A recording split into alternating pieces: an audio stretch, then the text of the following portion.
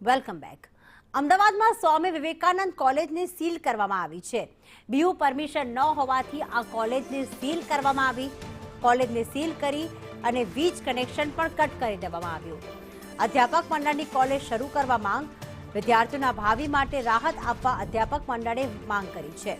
તો અગાઉ પણ કોલેજને સીલ કરવામાં આવી જ હતી.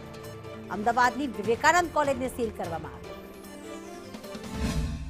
પરમિશન વિનાની કોલેજોને સીલ મારવાની કાર્યવાહી છે જે અમદાવાદ મ્યુનિસિપલ કોર્પોરેશનના એસેટ વિભાગ દ્વારા શરૂ કરવામાં આવી છે. જ્યારે એકવાર ફરી સ્વામી વિવેકાનંદ કોલેજમાં વિદ્યાર્થીઓના ભાવિને લઈને ચિંતા અધ્યાપક મંડળ દ્વારા કરવામાં આવી હતી અને કોલેજને શરૂ કરવાની માંગ કરવામાં આવી છે. જો કે સીલ મારીને કાર્યવાહી યથાવત જોવા મળી રહી છે. જ્યારે વીજ કનેક્શન પણ સ્વામી વિવેકાનંદ કોલેજના કટ કરી દેવાની ફરજ પડી છે.